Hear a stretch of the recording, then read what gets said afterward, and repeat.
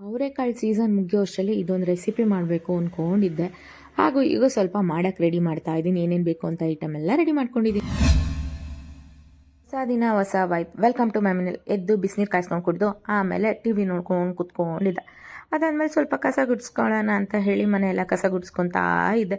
ಹಾಗೆ ಅಪ್ಪೆಲ್ಲ ಹೊಟ್ಟೆ ಹಸಿತಾಯಿತ್ತು ಅಂತ ಅನಿಸ್ತು. ಅದಕ್ಕೆ ಹೋಗೊಂದು ಸ್ಟ್ರಾಬೆರಿ ತಿಂದ್ಬಿಟ್ಟು ಸ್ವಲ್ಪ ವಾಷಿಂಗ್ ಮಿಷಿನ್ಗೂ ಬಟ್ಟೆ ಹಾಕಿದ್ದೆ. ಅದನ್ನೆಲ್ಲ ತೊಗೊಂಡೋಗಿ ಒಣ ಹಾಕ್ಬಿಟ್ಟು ಕಾಳೆಲ್ಲ ಇಚ್ಚಿಟ್ಬಿಟ್ಟು ಸ್ವಲ್ಪ ಹೊತ್ತು, ಯಾಕೆ ಅಂದರೆ ಶಿಂಕುಳಿ ಮಾಡೋಣ ಅಂತ ಹೇಳಿ ಅದನ್ನು ಹಾರಾಕಿ ನೋಡಿ ಅದಕ್ಕೆ ಏನೇನು ಬೇಕೋ ರೆಸಿಪಿ ಎಲ್ಲ ರೆಡಿ ಮಾಡಿದ್ದೀನಿ.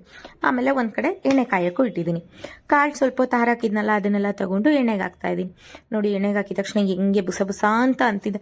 ಅದಾದಮೇಲೆ ತೆಗೆದ್ಮೇಲೆ ಸೌಂಡ್ ಬರಬೇಕು, ತೆಗೆದ್ಮೇಲೆ ಗರಿ ಗರಿಯಾಗಿರಬೇಕು. ಅದಾದಮೇಲೆ ಅದಕ್ಕೆ ಕಡಲೆ ಬೀಜ ಹಾಕ್ತಾಯಿದ್ದೀನಿ.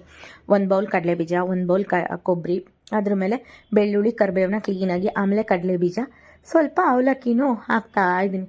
ಎಲ್ಲ ಹಾಕ್ಬಿಟ್ಟು ಸ್ವಲ್ಪ ಉಪ್ಪು ಖಾರ ಎಲ್ಲ ಮಿಕ್ಸ್ ಮಾಡಿದ್ರೆ ಚಿಂಕುಳಿ ಪರ್ಫೆಕ್ಟಾಗಿ ರೆಡಿ. ನಾನು ಒಂದು ಬೌಲ್ಗೆ ಹಾಕ್ಕೊಂಡು ಕಾಫಿ ಜೊತೆ ಕುಡಿದು ಇವತ್ತಿನ ಲಾಗ್ ಇಲ್ಲೇ ಮುಗಿಸ್ತಾ ಇದ್ದೀನಿ. ಲಾಗ್ ಇಷ್ಟ ಆಗಿದ್ರೆ ಲೈಕು, ಶೇರು, ಕಮೆಂಟ್ಸ್ ಮಾಡಿ, ಫಾಲೋ ಮಾಡಿ. ಮತ್ತೆ ಸಿಗುವ. ಬಾಯ್.